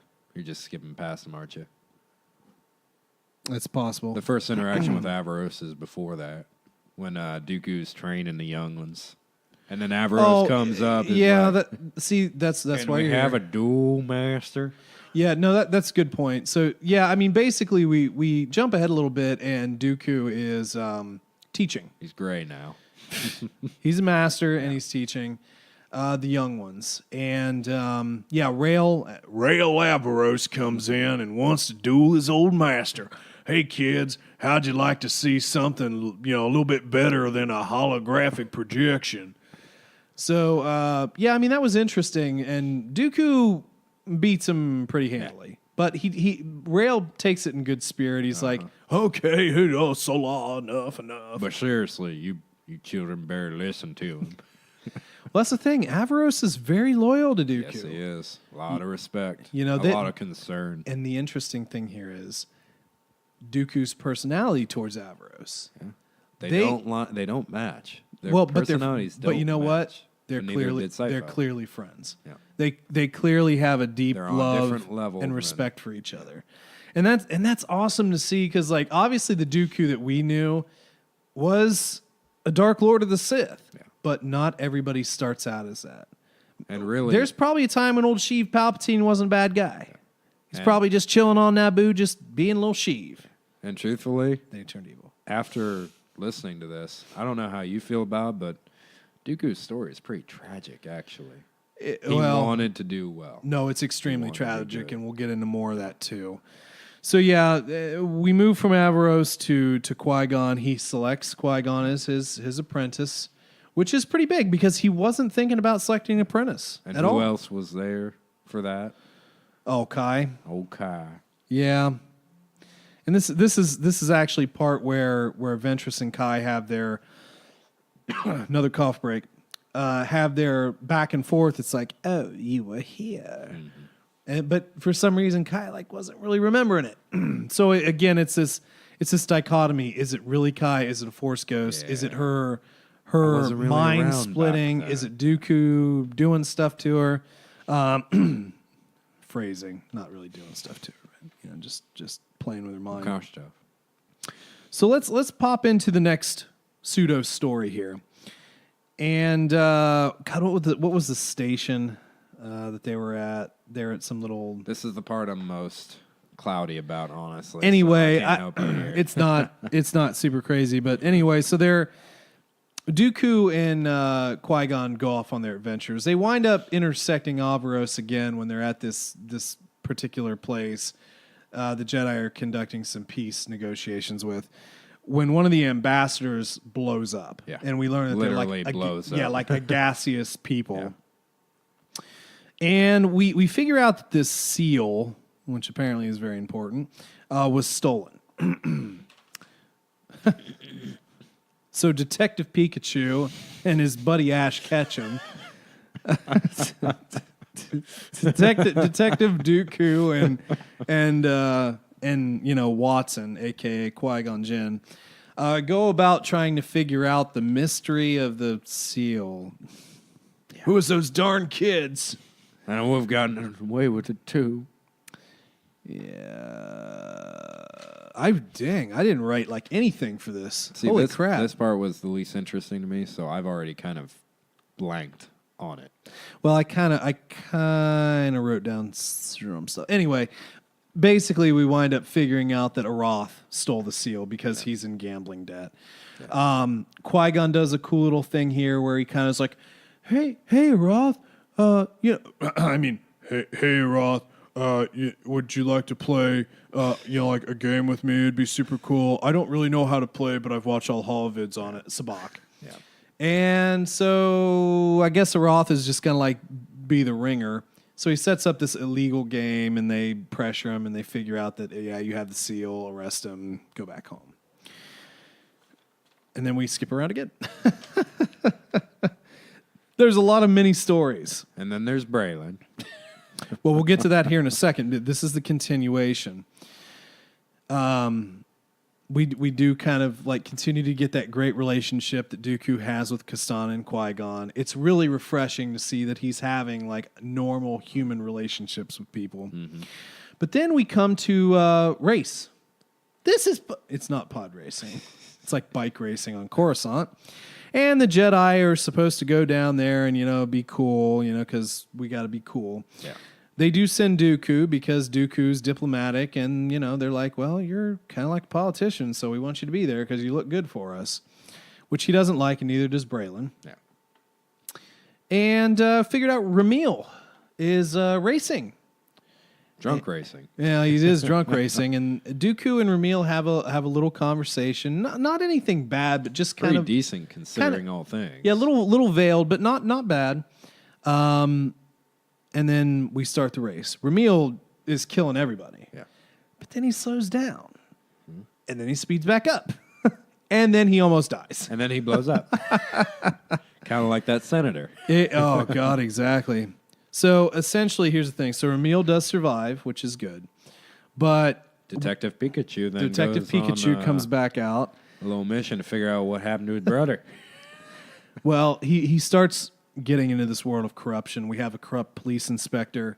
We wind up coming across this Sinovax, who is a Jeanette, I believe is what their species called. I wrote that down. Yep. Who's apparently by the voice sounds like the spider person from Doctor Who in one of the second season.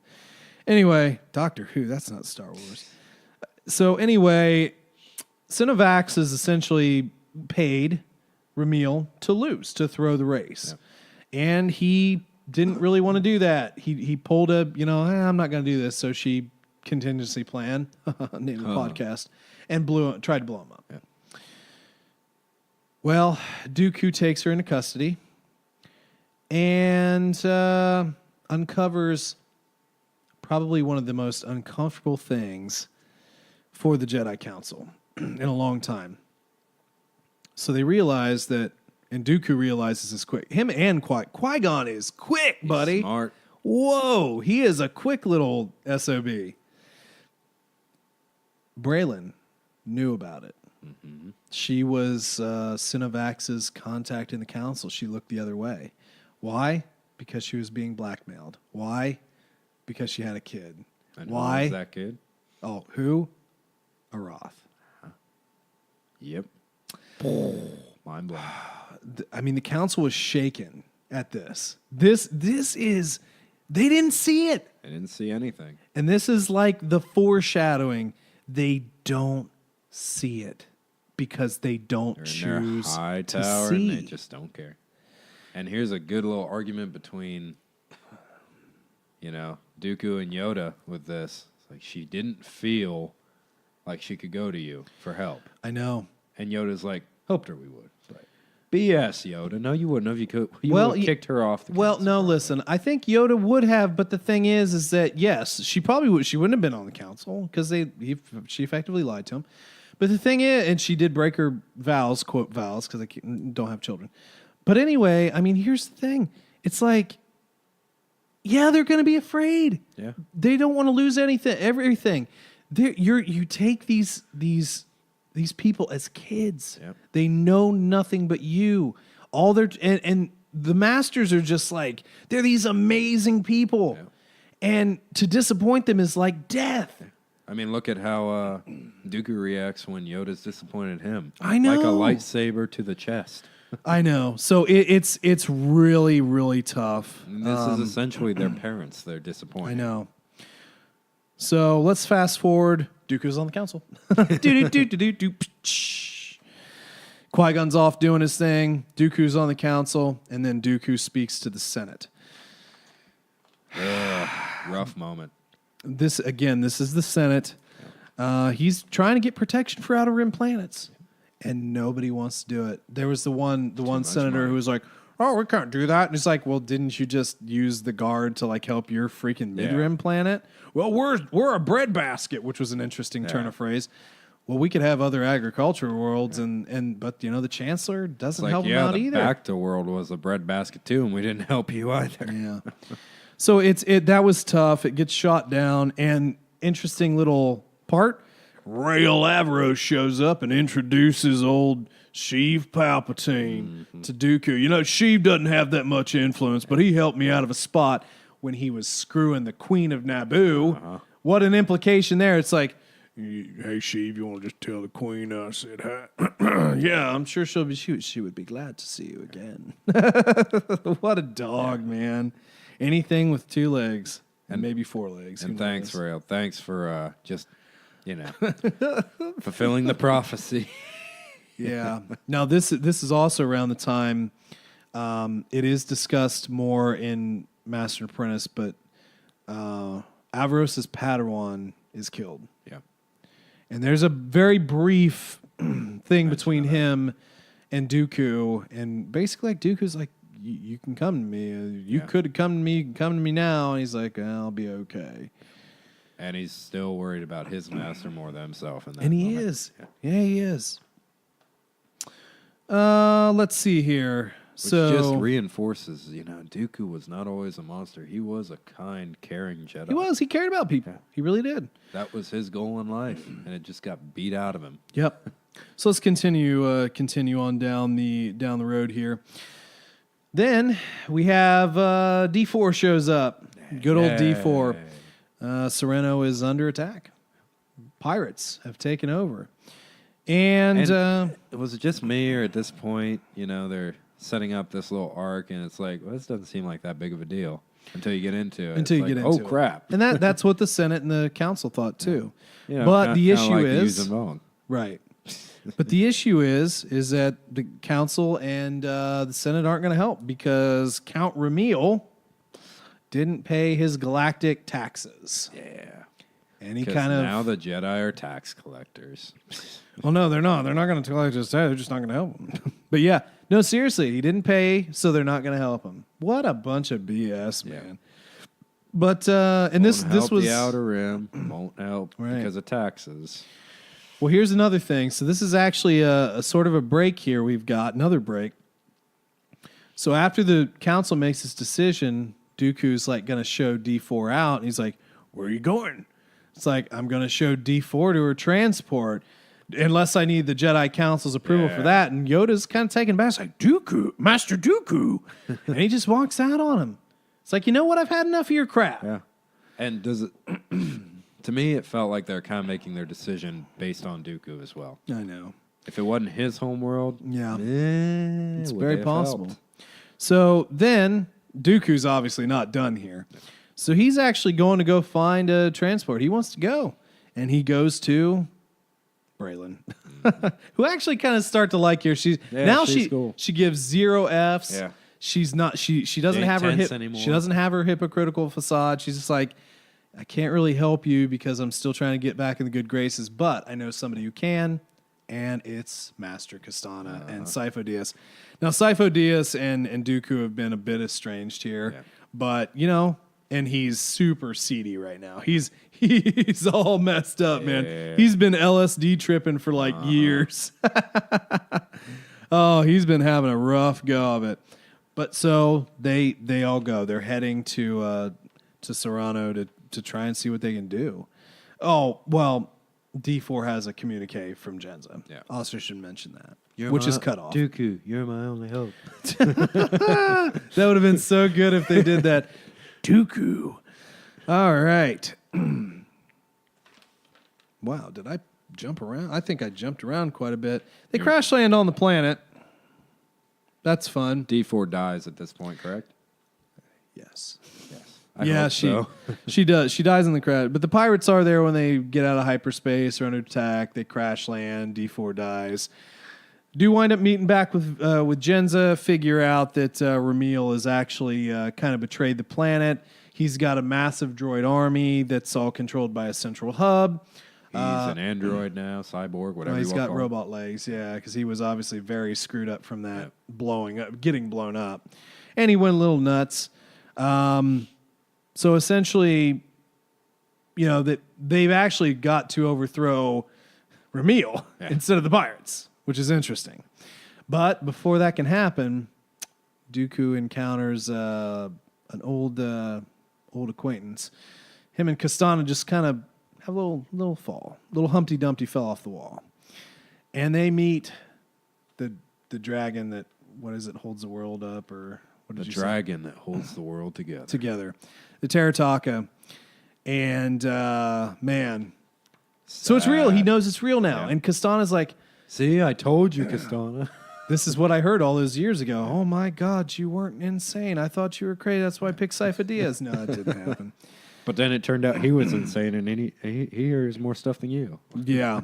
Should have picked you. So Dooku actually winds up using his animal kinship to, warg essentially into this creature. And he learns that, It's all his fault. well, yeah, but the Tiratakas were used by the old Sith on Serrano as essentially beasts of burden. And when I don't know what they would have been called then, but, they're Serranians now, I guess, went to overthrow them, they also were killing the creatures. The creatures aren't inherently evil. Yeah. They're not. They were being used. Yeah. And this was the last one left. And it was asleep. It was happy. It was content. But Dooku realizes that when he went into the assembly that day, so long ago when he was a kid with Jenza, because the creature felt his presence, felt the force, it woke it up, caused the earthquake, caused a lot of the events to go forward. And through his animal kinship, might have turn some events possibly for Dooku. Yeah. Because essentially they shared one mind in two bodies for a while during this. And that's something that Kastana points out. And after this, are down. after this, there's a dramatic turn in Dooku's personality and what he is doing. Yeah. We'll get to that. Let's see here. Diaz is prophesying during all this. Dooku, Dooku, Dooku. Dooku, what have you done? One of the interesting things that he said, the lost son, the one who will divide. Yeah. Not Serrano. The one who would divide everyone. Yep. That's crazy. And again, And it like, just makes you like Sifo more. but unfortunately, this bout Breaks him. by admission of the drama, broke him. Yeah. Broke his mind. Yep.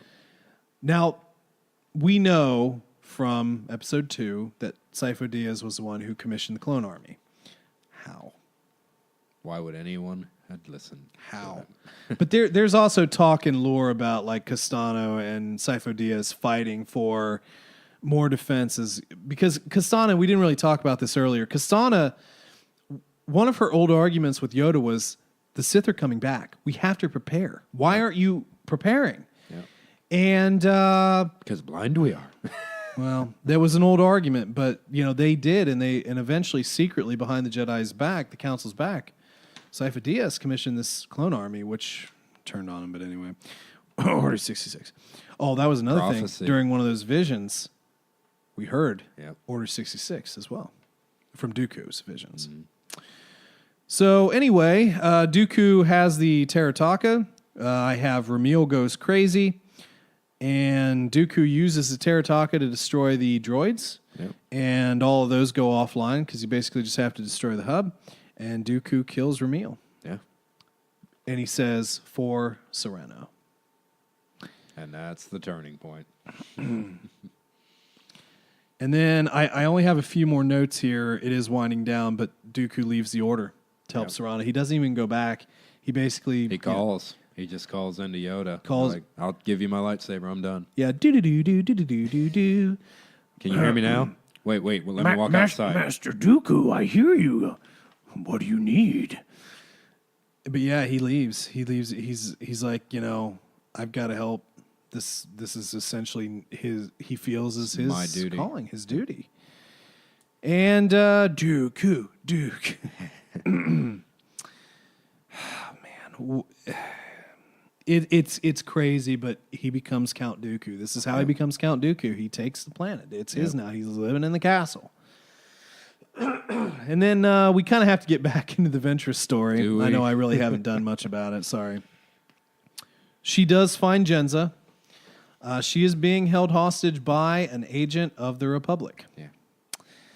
And Ventress, she tracks down that one creature with all the cybernetics and beats him up, and then he gets killed, and then she follows, who wound up being a port master she Yeah. spoke to The because one with the awful... aftershave, which wound up Aftershave. being fuel for his jetpack and blah, blah, blah.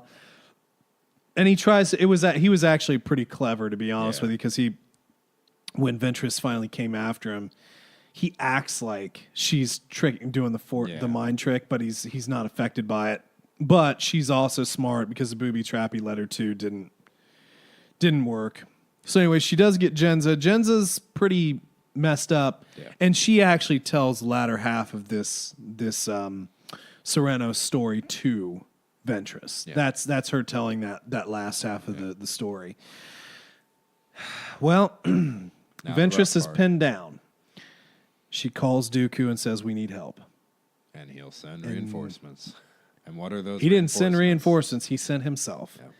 Choked out everybody, comes in, and then, again, a bit confusing for me. Feel like I need a book to read it all out. Ventress's mind kind of shatters here a bit, and she's having a lot of inner conflict. She sees Kai next to her, and then all of a sudden, and like an old Dooku, and then all of a sudden, current Dooku's there in her mind. Yeah. And he sees Kai. It's like, this is your conscience. it's very weird. It's like, so is Kai real? Is it just Ventress's mind? Is Dooku manipulating everything? He's manipulated Ventress's entire life. Was Kai ever real? Another question. Oh God, that's another talk for another story for another podcast. But yeah, it's an interesting thought. But finally, she breaks out of this and has made a decision.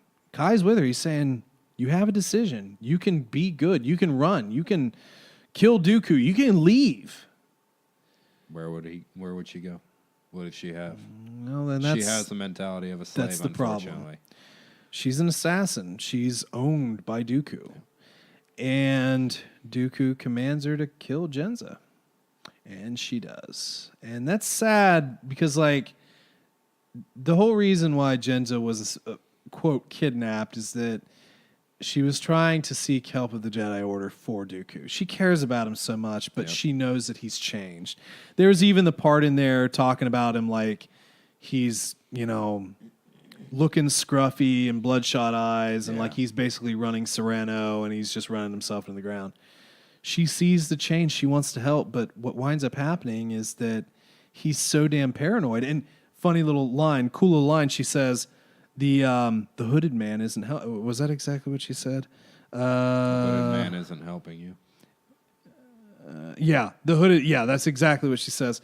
So she knows about Palpatine. Yep. The hooded man isn't helping you. And he lashes out at that moment. Sidious is corrupting him so bad. And Jenza knows, and she wants to help him, but she's trying to get the Jedi's help. And then Dooku, in his paranoia, knowing that, this is weakness, knowing that he can't be dissuaded, knowing that his path is set, he has Ventress kill her. And Ventress is Ventress. I mean, she's going to do what he wants at this point. And essentially, that's kind of where we leave off here. There's so much. We could split this up into sections and do more podcasts and do more deep. Between the lore and the characters and everything, you could talk so much about all of this. Just on their visions. Yeah. I mean, the voices in their visions and so forth. Visions colliding, different alternate futures. Yeah. Colliding. It's insane. I'm going to say something. It's probably a little controversial. I'm going to venture out and say I'll cut it. No. If we lose all our subscribers and everything, I don't care. But Definitely cutting it. the story of Anakin's fall wasn't as gripping as Dooku's. I do understand that. I think part of the reason we're gonna I can agree is because this was done so well. Like this was written so well. Dooku's always been an interesting character. I think he was a little bit more likable than Anakin, though, and unfortunately, I think Anakin's character suffered a bit from the acting. Yeah, I mean, if that could have been started out as an audio drama like this, I might not be saying that. But I don't have an annoying kid to. I didn't mind the kid, but episode 2 and the awkwardness of the acting and the way in which he was portrayed, it did bother me a bit. But I don't know. Dooku was kind of a mysterious character, and we now have such a cool backstory for him. Yeah. And he was a likable guy. He was a master, man. Yeah. He was potentially more powerful than many on the council. He was the best lightsaber duelist that ever was, truthfully. Until he was killed. Just saying. No, I'm just kidding.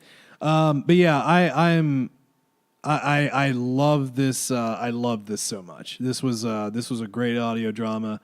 You have to finish Master and Apprentice so that we can discuss that next. Because there's so many ties, and then we'll do that in the future. But hopefully you guys enjoyed this because I really enjoyed discussing it. We went long. This is our longest episode yet. It was worth it, though. It was good. And hopefully you guys have dug into this. If you haven't, spoiled it all. But make sure you give it a listen. I'm not here to sell you anything, but it's easily worth the cost of admission. And if you don't have Audible, you can get this for free like I did. Yeah. Get your first free book for signing up. Pick this. It's worth it. Exactly. And there's possibility that we might have a print version. I believe that there was some discussion that there was going to be a print released in Europe. And I'll be then interested hopefully to we see should the get it. difference in inner monologue and descriptions in that print version. Well, I imagine it's I just going think to it'll be be a an little more exact descriptive. copy. I think it'll be an exact copy. I don't think they'll We do might anything more with we it. might take it differently reading it though. Like you Yeah, said. yes, possibly. So anyway, folks, man, let's wrap it up here because it's been a long long deal. I will say I think we need to do an episode on Scythe. I would love to get more into Scypho lore because after this, I just I always wanted to know more about him, and now we do. It's really really cool, and I'm very satisfied with it. But now we just need Castana and Diaz Adventures of the Dark Sith Artifacts on screw Disney Plus. Mandalorian crap. Let's not get crazy. No, I'm excited about that. I really am. But can we just put that on the back burner for this? Hey, Who would let's you get in have as production. Scypho? I wouldn't even couldn't know. even tell I'm you. not good at casting, but I could see a couple. So okay, guys, thank you very much for stopping by. We definitely appreciate all the love and support. Make sure to check out Facebook for any sort of cool meminess and announcements and all that good stuff. Or you can always send us anything to the email tcplanpodcast@gmail.com. So yeah, again, thank you guys very much for stopping by. And as always, hello there. May the Force be with you.